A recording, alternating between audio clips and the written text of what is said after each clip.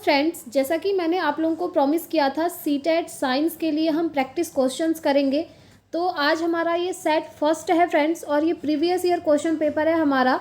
ये वाला जो सेट मैंने आज लिया है ये सबसे ज़्यादा इंपॉर्टेंट है फ्रेंड्स, क्योंकि यहाँ पर जो आप क्वेश्चन देखेंगे ये रिपीटेडली आपसे पूछे गए हैं। ठीक है, यानी कि ईयर बाय ईयर आपसे ये क्वेश्चन पूछे गए हैं, इसलिए मैंने ये सेट लिया है।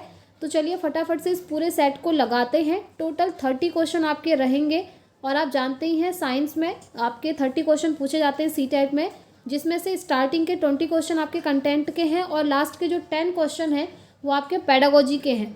तो चलिए आज का सेट हम स्टार्ट करते हैं। बने रहिएगा वीडियो में एंड तक, और अगर आप चैनल पर नए हैं फ्रेंड्स तो चैनल को सब्सक्राइब कर लीजिएगा, ताकि ऐसे ही इंपॉर्टेंट वीडियोज़ आपको मिलती रहें। तो देखिए सबसे पहला क्वेश्चन है फ्रेंड्स आपके सामने, हम इंग्लिश मीडियम में भी देखेंगे और हिंदी में भी देखेंगे। ठीक है, इंग्लिश में देख लेते हैं। The longest snakes found in the world are, यानी कि संसार में पाए जाने वाले सबसे लंबे सर्प कौन से हैं? वाइपर है, एनाकोंडा है, बोज है, या रेटिकुलेटेड पाइथन है। देखिए इस क्वेश्चन में ना स्टूडेंट्स जो हैं फंस सकते हैं, क्योंकि यहाँ पर आपको लगेगा कि एनाकोंडा है, बट इसका आंसर एनाकोंडा नहीं है फ्रेंड्स। इसका आंसर है जालीदार अजगर। जी हाँ, रेटिकुलेटेड पाइथन जो होता है ये संसार में पाया जाने वाला सबसे लंबा सर्प होता है। ठीक है, तो ऑप्शन 4 जो है इसका करेक्ट आंसर है। नेक्स्ट क्वेश्चन हम देखेंगे, yoga is done by the people in the world because, यानी कि विश्व भर में लोगों द्वारा योग किया जाता है क्योंकि। ये क्वेश्चन फ्रेंड्स लड्डू क्वेश्चन है, ये किसी बच्चे को भी इसका आंसर आ जाएगा। 1 नंबर यहाँ पर आपको फ्री का मिल रहा है। देखिए कितना ईजी है। आप योग क्यों करते हैं? यह एक आसान व्यायाम है, यह लोगों को स्वस्थ रखता है, यह भूख बढ़ाता है, या फिर यह खुशियाँ लाता है। बताइए आप योगा क्यों करते हैं? योगा हम इसीलिए करते हैं ताकि हम स्वस्थ रह सकें, यानी कि इट कीप्स पीपल हेल्दी। ठीक है, ये इसका करेक्ट आंसर है। नेक्स्ट क्वेश्चन देखेंगे, the vaccine for small pox was discovered by, यानी कि स्मॉल पॉक्स जो चेचक का टीका है उसका आविष्कार किसने किया था? रोनाल्ड रॉस ने किया था, रॉबर्ट कोच ने किया था, एडवर्ड जेनर ने किया था, या फिर अलेक्जेंडर फ्लेमिंग ने किया था। तो देखिए इसका आंसर है ऑप्शन 3 एडवर्ड जेनर। ठीक है, एडवर्ड जेनर ने ही आपका जो चेचक का टीका है उसका आविष्कार किया था। नेक्स्ट क्वेश्चन देखेंगे, which one of the following is used as preservative, यानी कि निम्नलिखित में से किसका उपयोग एक परिरक्षक के रूप में किया जाता है? यानी कि जो हमारा फूड होता है, खाना होता है, उसको लंबे समय तक रखने के लिए इनमें से किसका यूज़ किया जाता है? पहला है कॉपर सल्फेट, दूसरा है सोडियम बेंजोएट, तीसरा है अमोनियम सल्फेट, एंड चौथा है सोडियम क्लोराइड। तो इसका करेक्ट आंसर है फ्रेंड्स सोडियम बेंजोएट। ठीक है, option 2 is the correct answer. खाने को लंबे समय तक रखने के लिए हम इसका यूज़ करते हैं। नेक्स्ट क्वेश्चन देखेंगे, yeast is used for the production of, बहुत इजी क्वेश्चन है और बहुत ज़्यादा इंपॉर्टेंट है। इस क्वेश्चन में आप स्टार मार्क कर सकते हैं, क्योंकि ये क्वेश्चन बहुत ज़्यादा इंपॉर्टेंट है। इसमें ये पूछा है कि जो यीस्ट है उसका उपयोग किस चीज़ के प्रोडक्शन के लिए किया जाता है, यानी कि किस चीज़ के उत्पादन के लिए किया जाता है? अल्कोहल के लिए, दही के लिए, चीनी के लिए, या फिर साधारण नमक के लिए? अल्कोहल, कर्ड, शुगर, या फिर कॉमन सॉल्ट? तो इसका करेक्ट आंसर है फ्रेंड्स अल्कोहल। ठीक है, अल्कोहल के प्रोडक्शन में हम यीस्ट का प्रयोग करते हैं। नेक्स्ट क्वेश्चन है आपके सामने, माइटोकॉन्ड्रिया एटीपी से कनेक्टेड है, उसी तरीके से जो राइबोसोम है वो इन चारों में से किससे कनेक्टेड होगा, ये आपको बताना है। अब देखिए ऑप्शन क्या क्या हैं, कार्बोहाइड्रेट है, फैट है, प्रोटीन है, विटामिन्स हैं। ठीक है, हिंदी में भी सेम ही क्वेश्चन है। माइटोकॉन्ड्रिया एटीपी से कनेक्टेड है, तो राइबोसोम इन चारों में से किससे कनेक्टेड होगा? तो देखिए सबसे पहले मैं आपको थोड़ा बहुत माइटोकॉन्ड्रिया के बारे में बता देती हूँ, वैसे आप लोग जानते भी होंगे। माइटोकॉन्ड्रिया को हम कहते हैं powerhouse of the cell. ठीक है, यानी कि कोशिका का विद्युत ग्रह इसको कहा जाता है। यहाँ पर क्या होता है कि एनर्जी स्टोर होती है और रिलीज़ भी होती है, और जो रिलीज़ होती है ना वो एटीपी के फॉर्म में ही होती है। ठीक है, इसीलिए ये माइटोकॉन्ड्रिया एटीपी से कनेक्टेड है। और एटीपी का फुल फॉर्म भी कभी कभी आपसे पूछ लिया जाता है, नोट कर लीजिएगा। एटीपी का फुल फॉर्म होता है एडिनोसिन ट्राइफॉस्फेट। अब राइबोसोम की अगर हम बात करें, तो जो राइबोसोम है ना फ्रेंड्स वो प्रोटीन के सिंथेसाइज में हेल्प करता है, यानी कि प्रोटीन के सिंथेसिस में, उसको बनाने में यूज़ किया जाता है। इसीलिए इसका करेक्ट आंसर होगा प्रोटीन, ऑप्शन 3। आगे बढ़ते हैं, नेक्स्ट क्वेश्चन देखेंगे। देखिए कुछ न्यूमेरिकल्स हैं। फ्रेंड्स मैंने आज मॉर्निंग में एक वीडियो बनाई थी जिसमें मैंने आपको साइंस में अच्छा स्कोर करने की स्ट्रेटेजी बताई थी। उस वीडियो को आप लोग ज़रूर देख लीजिएगा, आज मॉर्निंग में ही मैंने बनाई थी। वहाँ पर मैंने आपको ये जो न्यूमेरिकल्स हैं इनको लेकर कुछ इन्फॉर्मेशन दी हैं। वो चीज़ अगर आप फॉलो करते हैं तो आपका जो साइंस में स्कोर है ना वो बहुत अच्छा होगा, ठीक है। और कंटेंट आपको कहाँ से ना किस तरीके से प्रिपरेशन करनी है वो सारी चीज़ें मैंने उस वीडियो में एक्सप्लेन करी हैं। तो अगर आप चाहें तो उस वीडियो को देख लीजिएगा। चलिए देखते हैं next question. If the frequency of a simple pendulum is 2 hertz, how many oscillations will it complete in 16 seconds. यदि एक सरल लोलक की आवृत्ति 2 हर्ट्ज़ हो तो यह 16 सेकेंड में कितने दोलन पूरे करेगा। देखिए इसके लिए आपको फॉर्मूला याद होना चाहिए फ्रीक्वेंसी का, ठीक है। फ्रीक्वेंसी इक्वल टू होता है ऑसिलेशन अपॉन टाइम। ये फॉर्मूला अगर आपको याद है तो इस क्वेश्चन का आंसर आप इजीली कर पाएंगे, ठीक है। फ्रीक्वेंसी बराबर होता है ऑसिलेशन अपॉन टाइम। अब यहाँ पर हमसे ऑसिलेशन पूछा है यानी कि दोलन पूछा है, तो हमको दोलन निकालना है। तो आप जानते ही हैं इस फॉर्मूले को हम क्या करेंगे। देखिए सबसे पहले यहाँ पर हम देख लेते हैं, फ्रीक्वेंसी हमें दी हुई है 2 हर्ट्ज़, ठीक है, यानी कि आवृत्ति हमको दी है 2 हर्ट्ज़। टाइम यानी कि समय हमको दिया है 16 सेकेंड, ठीक है। और ऑसिलेशन हमको निकालना है यानी कि दोलन हमको निकालना है। ये फॉर्मूला आप याद कर लीजिए, आवृत्ति बराबर दोलन बटे समय, frequency equal to oscillation upon time. अब अगर इस फॉर्मूले में हम रखें तो ये हो जाएगा 2 इक्वल टू यहाँ पर ऑसिलेशन आ गया अपॉन टाइम 16, ठीक है। अब अगर हम उस फॉर्मूले को थोड़ा सा मॉडिफाई करें तो हम क्या लिख सकते हैं, हम उसको लिख सकते हैं oscillation equal to frequency into time. लिख सकते हैं ना, ऑफ कोर्स लिख सकते हैं। जब फ्रीक्वेंसी का फॉर्मूला होता है frequency equal to oscillation upon time, तो ऑसिलेशन इक्वल टू हो जाएगा फ्रीक्वेंसी इनटू टाइम, ठीक है। तो अब इस फॉर्मूले में अगर हम रख देंगे तो फ्रीक्वेंसी आपको दी हुई है कितनी है, देखिए 2 हर्ट्ज़ है तो 2 हो जाएगा, इनटू टाइम आपको दिया है 16 सेकेंड, तो 16 हो गया इक्वल टू 32। ये आपका आंसर मिल चुका है, ठीक है। अब 32 कहाँ लिखा है, देखिए ऑप्शन थर्ड में हमको 32 मिला है, तो ये इसका करेक्ट आंसर हो गया। नेक्स्ट क्वेश्चन देख लेते हैं। विच one of the following metals Burns if kept in air, यानी कि निम्नलिखित में से कौन सी धातु वायु में रखने पर जल उठती है। बहुत इजी है, मैंने आपको जब पिछली बार थियोरी करवाई थी वहाँ भी बताया था। सोडियम, मैग्नीशियम, जिंक या फिर एल्यूमिनियम, कौन सा मेटल एयर में रखने पर जल जाता है, आपको ये बताना है। तो सिंपल इसका आंसर होगा ऑप्शन 1 सोडियम, क्योंकि जो सोडियम है ना फ्रेंड्स वो बहुत ज़्यादा रिएक्टिव होती है और एयर के कांटेक्ट में आने पर ये जलने लगती है यानी कि बर्न होने लगती है, ठीक है। चलिए आगे बढ़ते हैं, नेक्स्ट क्वेश्चन देखेंगे। मैग्नीशियम हाइड्रोक्साइड MgOH का whole twice is used as, यानी कि जो मैग्नीशियम हाइड्रोक्साइड है उसका प्रयोग निम्नलिखित में से किसके रूप में किया जाता है। ऑक्सीडाइजिंग एजेंट के रूप में यानी कि ऑक्सीकारक के रूप में, या फिर रिड्यूसिंग एजेंट के रूप में यानी कि अपचाई कारक के रूप में, या फिर एंटी एसिड के रूप में प्रति अम्ल जिसको बोलते हैं, या फिर फर्मेंटेशन एजेंट के रूप में किण्वन कारक के रूप में। तो देखिए फ्रेंड्स इसका करेक्ट आंसर होगा एंटी एसिड यानी कि प्रति अम्ल, ठीक है, मैग्नीशियम हाइड्रोक्साइड। अब देखिए इससे रिलेटेड कुछ और क्वेश्चन आपके बन जाते हैं जो अदर प्रीवियस ईयर में आपसे पूछे गए हैं, वो मैं आपको एक्सप्लेन कर देती हूँ। देखिए जैसे कि आप जानते ही हैं हमारे स्टमक में होता है हाइड्रोक्लोरिक एसिड, ठीक है, HCl एसिड। जब ये ज़्यादा मात्रा में रिलीज़ होने लगता है ना तो हम क्या करते हैं, बेस लेते हैं, क्योंकि अगर हमारी बॉडी में एसिड जो है ज़्यादा मात्रा में हो गया है तो उसको न्यूट्रलाइज करने के लिए हम क्या करेंगे, बेस लेंगे। और वो जो बेस हम लेते हैं वो यही होता है मैग्नीशियम हाइड्रोक्साइड, ठीक है, ये चीज़ आप ध्यान रखेंगे। और ये जो मैग्नीशियम हाइड्रोक्साइड है ना फ्रेंड्स, इसको हम कहते हैं मिल्क ऑफ मैग्नीशिया यानी कि दूधिया मैग्नीशियम हिंदी में। ये क्वेश्चन भी आपका सीटेट साइंस में बना है, इसलिए मैंने आपको ये एक्स्ट्रा में बता दिया फ्रेंड्स। जो एक्स्ट्रा पॉइंट्स मैं आपको बता रही हूँ उन्हें भी आप याद रखेंगे। चलिए आगे बढ़ते हैं, नेक्स्ट क्वेश्चन देखेंगे। Which one of the following gases Burns with pop sound, निम्नलिखित में से कौन सी गैस पॉप की ध्वनि के साथ जलती है। ये क्वेश्चन भी आपसे बहुत बार पूछा गया है। तो देखिए मेटल वाले चैप्टर को आप अच्छे से पढ़ लीजिएगा। ये मैंने आज मॉर्निंग में भी आपको बताया था जब स्ट्रेटेजी आपके साथ शेयर की थी, क्योंकि फ्रेंड्स मैं भी साइंस बैकग्राउंड से हूँ और मैंने भी सीटेट साइंस का पेपर दिया था, तो मेरे दोनों ही पेपर क्वालिफाई हैं और साइंस में मेरा अच्छा स्कोर है।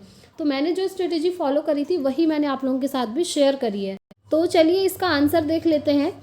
कौन सी गैस आपकी पॉप साउंड के साथ जलती है? तो वो है फ्रेंड्स हाइड्रोजन गैस। ठीक है, जब हम मेटल को एसिड या फिर बेस के साथ रिएक्ट कराते हैं ना, तो हमारा सॉल्ट बनता है और हाइड्रोजन गैस उत्पन्न होती है। यही जो हाइड्रोजन गैस होती है ये पॉप साउंड के साथ जलती है।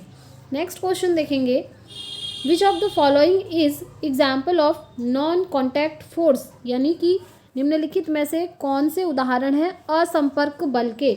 अब देखिए संपर्क और असंपर्क बल क्या होते हैं ये आपको पहले समझना होगा, यानी कि contact force and non contact force. देखिए कॉन्टैक्ट फोर्स वो होते हैं जिसमें दो चीज़ें जो हैं एक दूसरे के कांटेक्ट में आती हैं, तब वो जो है एक दूसरे पर बल लगाती हैं।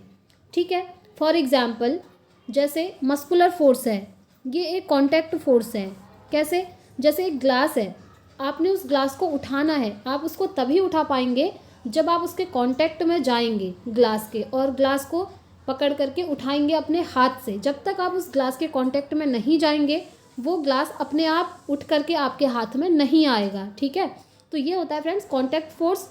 और नॉन कॉन्टैक्ट फोर्स वो फोर्स होता है जहाँ पर एक दूसरे के कांटेक्ट में नहीं आते हैं, बिना एक दूसरे के कांटेक्ट में आए अट्रैक्ट हो जाते हैं। फॉर एग्जांपल जो आपका ग्रेविटेशनल फोर्स होता है, जो आपका मैग्नेटिक फोर्स होता है, मैग्नेट है, मैग्नेट जिस भी चीज़ से चिपकता है अगर आप उसे उसके नज़दीक ले जाएंगे तो वो चिपक जाएगा। ऐसा है नहीं कि आप पकड़ करके जब चिपकाएंगे वो तभी चिपकेगा, ये चीज़ आपने भी देखी होगी, है ना। तो ये जो है मैग्नेटिक फोर्स हो गया, और जो आपका ग्रेविटेशन फोर्स हो गया ये आपके नॉन कॉन्टैक्ट फोर्स होते हैं। ठीक है, बट जो मस्कुलर फोर्स है ये आपका कॉन्टैक्ट फोर्स होता है। तो आपसे यहाँ पर पूछा है कि नॉन कॉन्टैक्ट फोर्स के एग्जाम्पल कौन से हैं, तो उसके एग्जाम्पल हैं आपके ग्रेविटेशनल फोर्स और मैग्नेटिक फोर्स। दो ऑप्शन यहाँ पर सही हैं। अब देखिए यहाँ पर इन्होंने लिखा है बोथ 1 and 2, ये मिसप्रिंट हुआ है, 1 and 2 नहीं बल्कि 1 and 3 होना चाहिए था। ठीक है, ऑप्शन 1 and 3 इनमें होना चाहिए था बोथ, और फिर आपका फोर्थ ऑप्शन बिल्कुल यहाँ पर सही हो जाएगा। बस आपको ये याद रखना है कॉन्टैक्ट फोर्स और नॉन कॉन्टैक्ट फोर्स क्या होते हैं। नेक्स्ट क्वेश्चन देख लेते हैं, diabetes is controlled by dash hormone, जो मधुमेह रोग होता है वो किस हार्मोन के द्वारा नियंत्रित होता है। तो इसका ऑप्शन देख लेते हैं, थायरॉक्सिन, एड्रेनालिन, इंसुलिन या फिर थाइमोसिन। तो इसका करेक्ट आंसर है फ्रेंड्स ऑप्शन 3 इंसुलिन। ठीक है, जो आपकी डायबिटीज़ होती है वो इंसुलिन हार्मोन के द्वारा नियंत्रित होती है, और ये जो इंसुलिन है ना ये पैनक्रियास से सीक्रेट होता है। ठीक है, ये भी याद रखेंगे। आगे बढ़ते हैं, नेक्स्ट क्वेश्चन देखेंगे, which one of the following is not a product of petroleum, निम्नलिखित में से पेट्रोलियम का उत्पाद कौन सा नहीं है, यानी कि कौन सी चीज़ इनमें से पेट्रोलियम से नहीं बनती है। मिट्टी का तेल यानी कि कैरोसिन ऑयल, ये तो पेट्रोलियम का एक प्रोडक्ट है। नेक्स्ट है सीएनजी, उसके बाद है पैराफिन वैक्स एंड बिटुमेन। तो देखिए ये जो सीएनजी है ना ये पेट्रोलियम का उत्पाद नहीं है, बाकी जो कैरोसिन है, पैराफिन वैक्स है, बिटुमेन है, ये सभी आपके पेट्रोलियम के ही उत्पाद होते हैं। बट सीएनजी पेट्रोलियम का उत्पाद नहीं होता है, ये अपने आप में एक नेचुरल गैस है जिसे हम कहते हैं कंप्रेस्ड नेचुरल गैस। ठीक है, चलिए आगे बढ़ते हैं। Next question, red data book contains a record of. देखिए इस क्वेश्चन में बहुत सारे स्टूडेंट्स फंस गए थे पिछली बार जब ये पेपर हुआ था। यहाँ पर दो चीज़ों में स्टूडेंट्स को कन्फ्यूज़न होता है, संकटापन्न प्रजातियाँ या फिर विलुप्त प्रजातियाँ। ये आपको इनमें जो है सेलेक्ट करने में आपको काफ़ी प्रॉब्लम होती है, और जब ये पेपर हुआ था तो स्टूडेंट्स के कमेंट्स भी आए थे कि इन दोनों में काफ़ी कन्फ्यूज़न हमें हो रही थी। तो अब आप ध्यान रखेंगे, ये जो रेड डेटा बुक होता है ना इसके अंदर ऐसी स्पीसीज़ का रिकॉर्ड होता है जो स्पीसीज़ संकटापन्न है, यानी कि विलुप्त होने की कगार में है। ठीक है, ऐसी स्पीसीज़ का इसमें क्या होता है रिकॉर्ड होता है, तो वो है संकटापन्न प्रजातियाँ। इसका ये करेक्ट आंसर होगा ऑप्शन 1। विलुप्त प्रजातियाँ इसका आंसर नहीं होगा। ठीक है, जो विलुप्त होने की कगार में है यानी कि संकट की स्थिति में है, उन प्रजातियों का रिकॉर्ड होता है रेड डेटा बुक में। तो option 1 is the correct answer.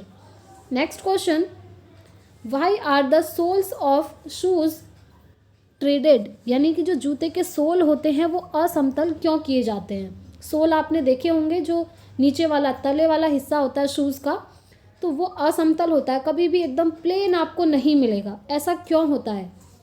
To give the shoes more protection, to decrease friction, to increase friction, या फिर to increase life of the shoes. Option 1 है जूते को और मजबूती देने के लिए होता है, या फिर जड़त्व घटाने के लिए होता है, या जड़त्व को बढ़ाने के लिए होता है, या फिर जूते का जीवन बढ़ाने के लिए होता है। तो इसका करेक्ट आंसर है फ्रेंड्स ऑप्शन 3। ठीक है, टू इंक्रीज फ्रिक्शन, फ्रिक्शन को बढ़ाने के लिए जो जूते के सोल होते हैं नीचे वो क्या होते हैं, असमतल होते हैं।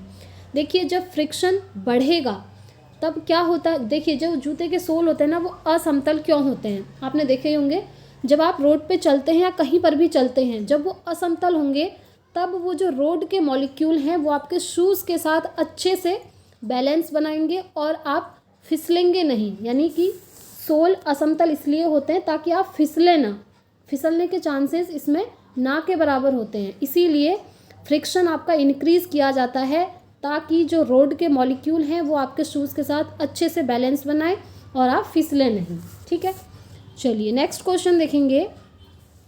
सारिका ने आसुत जल एक बॉटल में लिया और पता लगाने की कोशिश की कि वह विद्युत का सुचालक है या नहीं, उसे क्या प्राप्त होने की संभावना है। Sarika took distilled water in a bottle and tried to find whether it conducts electricity or not, what is the likely to find. Normal आपसे क्वेश्चन ये पूछा है कि जो डिस्टिल्ड वाटर होता है ना वो सुचालक होता है इलेक्ट्रिसिटी का या फिर नहीं होता है। तो देखिए यह विद्युत का सुचालक है, यह विद्युत रोधी है, विद्युत का कमज़ोर चालक है, या उपर्युक्त में से कोई नहीं। It is a good conductor of electricity, it is an insulator, it is poor conductor of electricity, या फिर नन ऑफ द अबव। तो इसका करेक्ट आंसर होगा फ्रेंड्स ऑप्शन 3। ठीक है, it is poor conductor of electricity. जो आपका distilled water होता है ना, आसुत जल होता है, वो हमेशा इलेक्ट्रिसिटी का पुअर कंडक्टर होता है। ठीक है, अब देखिए एक वर्ड और आता है इंसुलेटर। कभी भी साइंस में इंसुलेटर वर्ड यूज़ नहीं किया जाता है। आप विद्युत रोधी नहीं कहेंगे, आप कहेंगे पुअर कंडक्टर। ठीक है, तो जो डिस्टिल्ड वाटर होता है आपका पुअर कंडक्टर होता है इलेक्ट्रिसिटी का। अगर डिस्टिल्ड वाटर की जगह आपसे पूछ ले टैप वाटर, यानी कि जो नॉर्मल वाटर होता है वो क्या होता है, तो आप कहेंगे वो गुड कंडक्टर ऑफ इलेक्ट्रिसिटी होता है। ठीक है, यहाँ पर फिर ये ऑप्शन 1 सही हो जाएगा अगर डिस्टिल्ड वाटर की जगह आपसे टैप वाटर पूछा गया हो तो। आगे बढ़ते हैं next question. Which one of the following statements are not correct. निम्नलिखित में से कौन सा कथन सत्य नहीं है पूछा है। ठीक है, ऑप्शन 1 है किसी विद्युत परिपथ में सुरक्षित प्रवाहित होने के लिए विद्युत धारा की न्यूनतम सीमा है। दूसरा है किसी विद्युत परिपथ में सुरक्षित प्रवाहित होने के लिए विद्युत धारा की अधिकतम सीमा है। ये तो सही बात है। सभी भवनों के विद्युत परिपथों में फ्यूज़ लगाए जाते हैं, बिल्कुल फ्यूज़ लगाए जाते हैं।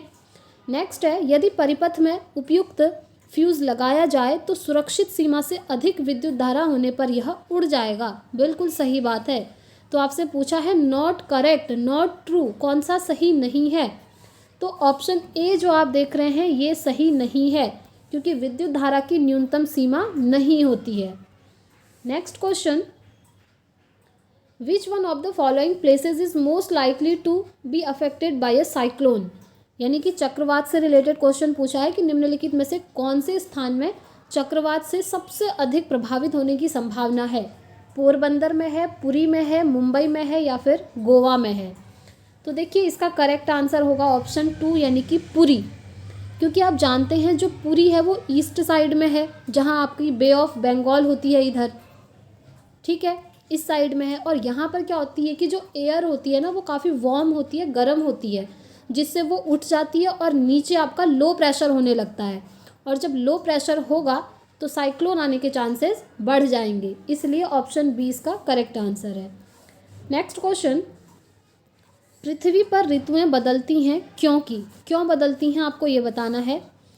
क्योंकि पृथ्वी का घूर्णन अक्ष इसकी कक्षा के तल के लंबवत है, या फिर पृथ्वी का घूर्णन अक्ष इसकी कक्षा के तल के सापेक्ष झुका हुआ है, या पृथ्वी और सूर्य के बीच की दूरी नियत नहीं है, या फिर पृथ्वी का घूर्णन अक्ष इसकी कक्षा के तल के समांतर है। तो देखिए इसका करेक्ट आंसर होगा आपका ऑप्शन 2, पृथ्वी का घूर्णन अक्ष इसकी कक्षा के तल के सापेक्ष झुका हुआ है। ठीक है, इसीलिए पृथ्वी पर जो ऋतुएं हैं वो बदलती हैं। नेक्स्ट क्वेश्चन देख लेते हैं। अब यहाँ पर आपको मैच करना है। अगर आपको देखिए ऐसे में क्या होता है ना, अगर ये 4 के 4 आपको नहीं भी आ रहे हैं, अगर आपको 1 आ रहा है या 2 आ रहे हैं, तो इससे भी आप अपने आंसर तक पहुँच सकते हैं। कैसे, देखिए सबसे पहले आपको मिलान करना है। कॉलम ए है, ये कॉलम बी है। कैनोपी देखिए, चलिए मैं आपको हिंदी में बता देती हूँ। वृक्ष वितान, वृक्ष वितान क्या है? तो ये क्या होता है friends, branches of tall trees. ठीक है, यानी कि बड़े वृक्ष की जो शाखाएं होती हैं उन्हें हम कैनोपी बोलते हैं। नेक्स्ट है अपघटक यानी कि डिकम्पोजर। डिकम्पोजर क्या होते हैं? ये सूक्ष्म जीव होते हैं, माइक्रो ऑर्गेनिज्म होते हैं। ठीक है, ह्यूमस की अगर बात करें तो ये आप जानते ही हैं, dead plant and animal tissues होते हैं, यानी कि पादपों और जंतुओं के मृत ऊतक होते हैं। और जो शाही है ना, ये एक प्रकार का वाइल्ड एनिमल है, जंगली जंतु है।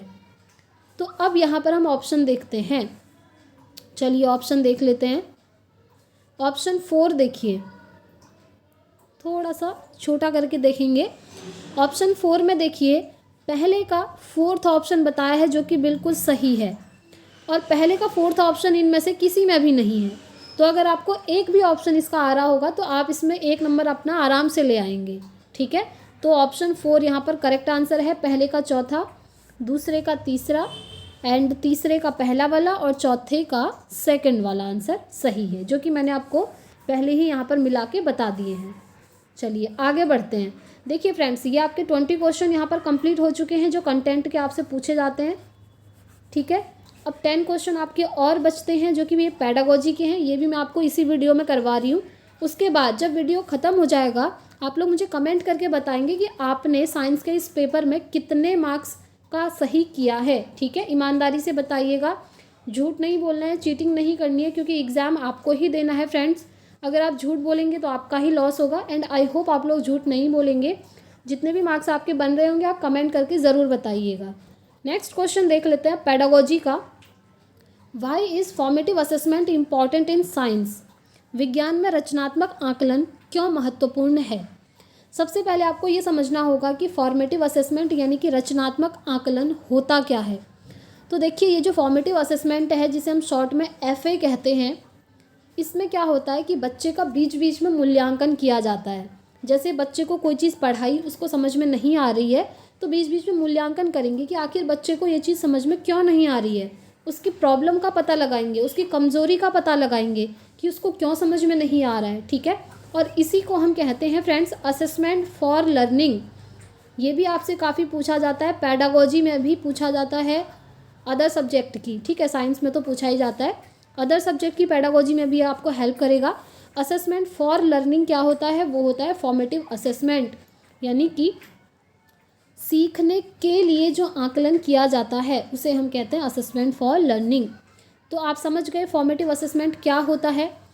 तो विज्ञान में रचनात्मक आकलन महत्वपूर्ण क्यों है, आपसे ये पूछा है। तो सीधी सी बात है, इट इज़ अ डायग्नोस्टिक, यानी कि यह एक निदानात्मक है। यहाँ पर हम डायग्नोस करते हैं, बच्चे का पता लगाते हैं कि उसको कोई चीज़ समझ में नहीं आ रही है तो क्यों नहीं आ रही है। ठीक है, कारण का पता लगाना, यही होता है रचनात्मक मूल्यांकन। और इसमें इसे ही हम कहते हैं डायग्नोस्टिक, यानी कि निदानात्मक, निदान करना। ठीक है, चलिए नेक्स्ट क्वेश्चन देखेंगे। विद्यालयों में विज्ञान मेले का आयोजन क्यों किया जाता है? ऑप्शन आपके सामने हैं। शिक्षार्थियों को विज्ञान में उच्च शिक्षा के लिए तैयार करने के लिए। देखिए, अगर आपने साइंस के टैग वर्ड्स वाली वीडियो देखी है तो आप पेडागोजी आराम से सॉल्व कर जाएंगे, क्योंकि टैग वर्ड्स ही आपकी पेडागोजी में काम करते हैं। उस वीडियो को आप ज़रूर देखिएगा। मैंने वैसे सारे सब्जेक्ट्स की अलग अलग वीडियो बनाई है, पूरी प्लेलिस्ट क्रिएट करी है। CDP के अलग टैग वर्ड्स हैं, साइंस के अलग हैं, SST, संस्कृत, हर सब्जेक्ट के अलग हैं, हिंदी, मैथ्स, वो आप देख लीजिएगा। उसमें से सेलेक्ट करके साइंस का, वहाँ से अगर आप टैग वर्ड समझ जाएंगे तो आप पेडागोजी ईजीली कर पाएंगे। ठीक है, अब यहाँ पर वो टैग वर्ड्स काम कर रहे हैं। देखिए मैं बताती हूँ कैसे। विद्यालयों में विज्ञान मेले का आयोजन क्यों किया जाता है? ऑप्शन A में आपको क्या दिख रहा है? उच्च शिक्षा के लिए तैयार करना। तो तो जिस भी ऑप्शन में आपको ये दिख जाए कि बच्चे को उच्च शिक्षा के लिए तैयार किया जा रहा है, तो वो ऑप्शन आपका कभी भी सही नहीं होगा। ठीक है, नेक्स्ट है शिक्षार्थियों को उनकी परीक्षा में अच्छे अंक प्राप्त करने में सहायता। मैंने आपको टैग वर्ड वाली वीडियो में ये भी बताया था कि बच्चों को पढ़ाने का एम ये नहीं होता है कि वो अच्छे मार्क्स लाएं, तो ये ऑप्शन भी आपका बाहर हो गया। फोर्थ ऑप्शन देख लेते हैं, शिक्षार्थियों का उनके प्रदर्शन के आधार पर मूल्यांकन करने के लिए, या फिर शिक्षार्थियों में विज्ञान में सृजन एवं प्रयोग करने की क्षमता का विकास करने के लिए, यानी कि क्रिएटिविटी और एक्सपेरिमेंटेशन। मैंने आपको हमेशा बताया है जिस भी ऑप्शन में आपको दिख जाए कि बच्चा क्रिएटिव है, यानी कि वो कुछ नई चीज़ का सृजन कर रहा है, नई खोज कर रहा है, एक्सपेरिमेंट कर रहा है, तो वो ऑप्शन आपका हमेशा राइट होगा, क्योंकि इस ऑप्शन में बच्चा हमेशा एक्टिव होता है। ठीक है, सक्रिय होता है, इसलिए ऑप्शन 3 इसका करेक्ट आंसर है। आगे बढ़ते हैं, नेक्स्ट क्वेश्चन देखते हैं। एक शिक्षक के नाते निम्नलिखित में से किसे आप शिक्षण में वैज्ञानिक विधा के लिए सबसे उपयुक्त समझते हैं? ऑप्शन ए है शिक्षार्थियों को कक्षा में अवधारणाओं को स्पष्ट करना। दूसरा है अवधारणाओं के शिक्षण हेतु तकनीकी का प्रयोग करना। तीसरा है शिक्षार्थियों को परियोजनाएं देना, यानी कि प्रोजेक्ट्स देना। चौथा है अवधारणाओं से संबंधित गतिविधियों को शिक्षार्थियों से करवाना। आपको आंसर ऐसे ही समझ में आ गया होगा, आई होप। कैसे? फोर्थ ऑप्शन में आप देख रहे होंगे कि यहाँ पर बच्चा खुद से एक्टिविटीज़ कर रहा है, गतिविधियों को शिक्षार्थियों से करवाना, बच्चों से एक्टिविटीज़ करवाना। और हमेशा जिस भी ऑप्शन में आपको दिख जाए कि बच्चा एक्टिविटी कर रहा है, बच्चा खुद से एक्टिव है, काम कर रहा है, तो उस ऑप्शन को आप इजीली टिक कर दीजिएगा और ऑप्शन को पढ़ने की ज़रूरत आपको पड़ेगी ही नहीं। ठीक है, तो ऑप्शन 4 इसका करेक्ट आंसर है। इस ऑप्शन में बच्चा एक्टिव है।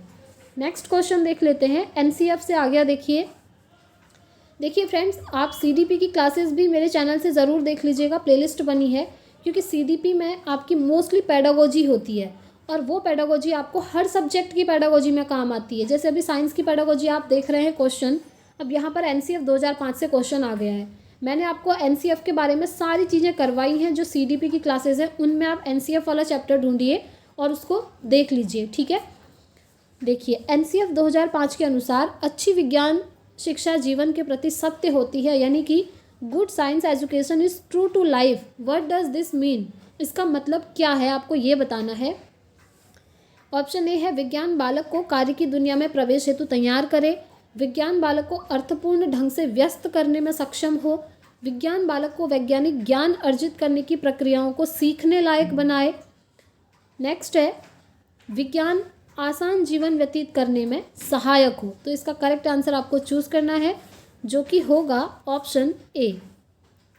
Science should prepare the child to the world of work. हमेशा किसी भी ऑप्शन में अगर आपको दिख रहा है कि बच्चे को दुनिया से कनेक्ट किया जा रहा है, तो वो ऑप्शन हमेशा राइट होगा। बच्चों को पढ़ाने का एम यही होता है। एनसीएफ 2005 में यही कहा गया है कि बच्चे को आप जो भी सिखा रहे हैं उसको उसकी बाहरी दुनिया से कनेक्ट करके सिखाएं।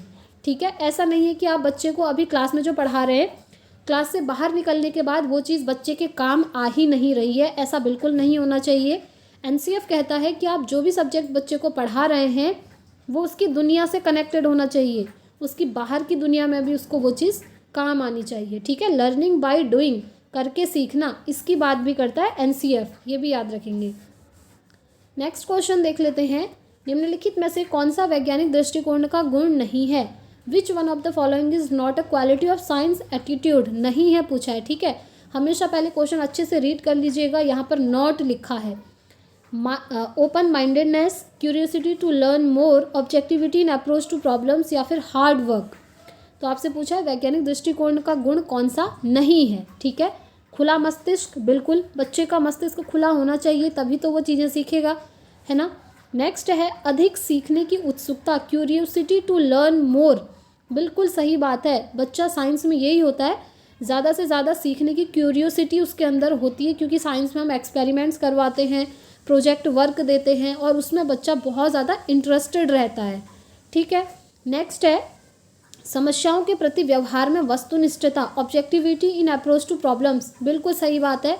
बट जो आप कठिन कार्य देख रहे हैं, हार्ड वर्क, इसका करेक्ट आंसर नहीं होगा।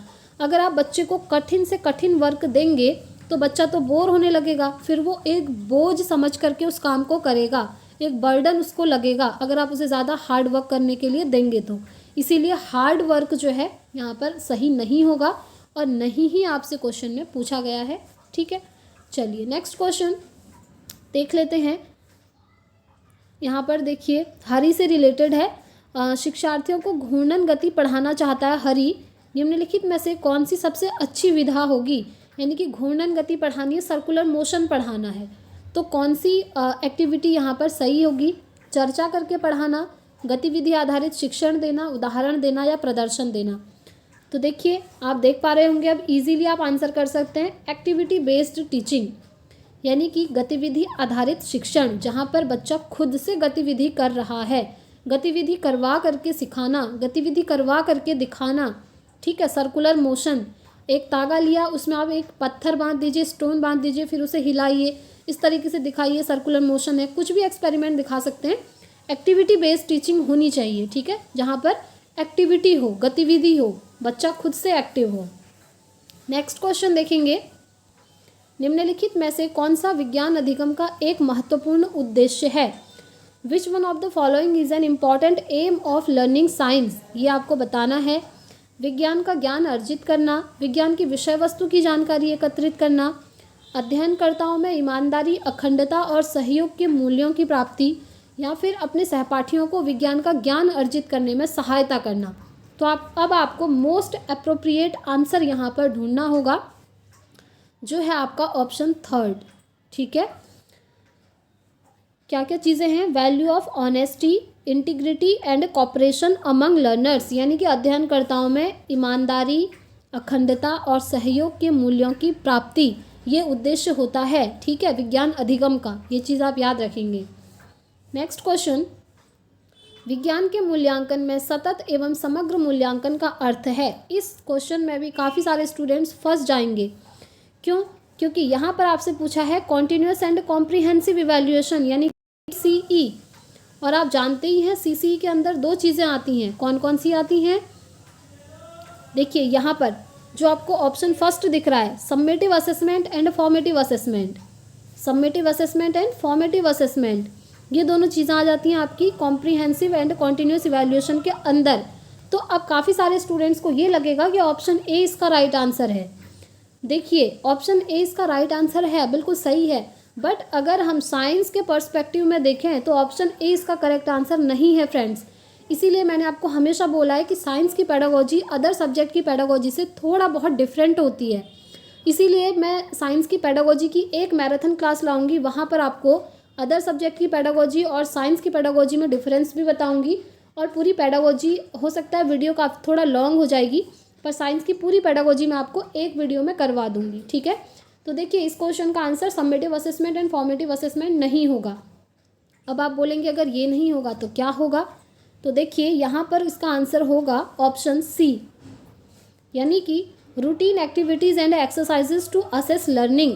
विज्ञान के मूल्यांकन में सतत और समग्र मूल्यांकन का अर्थ होता है अधिगम के आकलन हेतु सामान्य गतिविधियाँ और अभ्यास करना। ठीक है, गतिविधि करना और अभ्यास करना, ये चीज़ें आती हैं साइंस के अंदर। अब देखिए ये जो कॉन्टिन्यूस एंड कॉम्प्रिहेंसिव इवैल्यूएशन है, कॉन्टिन्यूस इवैल्यूएशन तो आपको पता ही होगा, सतत मूल्यांकन जिसको हम बोलते हैं, बच्चे का बीच बीच में मूल्यांकन करते रहना। ठीक है, और जो कॉम्प्रिहेंसिव इवैल्यूएशन होता है वो होता है समग्र मूल्यांकन, या इसको हिंदी में व्यापक मूल्यांकन भी कहते हैं। व्यापक मूल्यांकन में होता है बच्चे का व्यापक रूप से मूल्यांकन करना, यानी कि हर पक्ष में बच्चे का मूल्यांकन करना।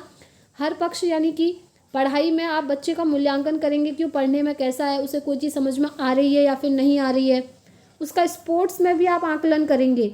अगर स्कूल में कोई और फंक्शन हो रहा है वहाँ भी बच्चे का आकलन होगा, जैसे कोई डिबेट कंपटीशन हो रहा है वहाँ भी बच्चे का आकलन करना, यानी कि ऑल ओवर डेवलपमेंट आपका आ जाता है कॉम्प्रिहेंसिव इवैल्यूएशन के अंदर, यानी कि समग्र मूल्यांकन के अंदर। ठीक हो गया, आई होप आप लोग ये समझ गए होंगे। आगे बढ़ते हैं, नेक्स्ट क्वेश्चन, निम्नलिखित में से कौन सा समस्या समाधान विधि का एक चरण नहीं है। Which one of the following is not a step of problem solving approach. तो प्रॉब्लम सॉल्व करने के लिए कौन कौन से स्टेप्स होते हैं, अगर आपको वो याद हैं तो आप आंसर तक आराम से पहुंच जाएंगे। विजुअलाइजिंग द सिचुएशन, बिल्कुल स्थिति की कल्पना तो हम करेंगे, जो भी प्रॉब्लम आएगी, जो भी सिचुएशन आएगी, उसका हम क्या करेंगे, विजुअलाइजेशन तो ऑब्वियसली करेंगे। दूसरा, अटेम्प्ट टू सॉल्व, समाधान का प्रयास करना, बिल्कुल जब कोई प्रॉब्लम है उसके समाधान के लिए तो हम प्रयास करेंगे ही, है ना। नेक्स्ट है निष्कर्ष निकालना, ड्राइंग कंक्लूजन, बिल्कुल सही बात है, जब हम समस्या का समाधान कर लेंगे उसके निष्कर्ष तक तो हम पहुंचेंगे ही। तो लास्ट ऑप्शन बचा आपका ऑब्जर्वेशन, अवलोकन। अवलोकन जो है इसका राइट आंसर होगा, क्योंकि आपसे नोट पूछा है और ये आपका प्रॉब्लम सॉल्विंग के अंदर नहीं आता है, ठीक है। प्रॉब्लम सॉल्विंग में कहीं भी अवलोकन जैसी चीज़ नहीं आती है। चलिए आगे बढ़ते हैं और लास्ट क्वेश्चन है फ्रेंड्स ये आपका। इस तरीके से आपके 30 क्वेश्चन यहाँ पर कंप्लीट होते हैं साइंस में। आपने कितना स्कोर किया आप मुझे कमेंट करके ज़रूर बताएंगे। निम्नलिखित में से कौन सा विज्ञान में अनुरूपता विधि का एक चरण है? Which one of the following is a step of analogy strategy in science? समानताओं का चित्रण, अमूर्तता का प्रस्तुतिकरण, अवधारणाओं को एक दूसरे से जोड़ना या फिर उपयोग। तो देखिए इसका करेक्ट आंसर है मैप सिमिलैरिटीज़, ठीक है, यानी कि समानताओं का चित्रण कौन सा विज्ञान में अनुरूपता विधि का एक चरण है। अनुरूपता यानी कि जो एनालॉगी होती है, ठीक है, ये एनालॉगी क्या होती है, मैप सिमिलैरिटीज़, समानताओं का चित्रण। तो ऑप्शन 1 इसका करेक्ट आंसर हो गया। तो फ्रेंड्स इस तरीके से हमने साइंस के प्रैक्टिस सेट में 30 क्वेश्चन कंप्लीट कर लिए हैं। अगर आपको वीडियो पसंद आई है तो प्लीज़ वीडियो को लाइक एंड शेयर करके चैनल को ज़रूर सब्सक्राइब कर लीजिएगा और साथ में बेल आइकन प्रेस कीजिएगा ताकि आने वाली वीडियो की हर नोटिफिकेशन आपको मिलती रहे। और फ्रेंड्स जिन भी स्टूडेंट्स का सीटेट का एग्ज़ाम है उन सबको मेरी तरफ से ऑल द वेरी बेस्ट। आप लोग अच्छे से प्रिपरेशन कीजिएगा और अच्छे से एग्ज़ाम दीजिएगा, आप लोगों का एग्ज़ाम ज़रूर क्वालिफाई हो जाएगा। तो इस वीडियो में इतना ही रखते हैं फ्रेंड्स, मिलेंगे अब हम नेक्स्ट वीडियो में। Thanks for watching.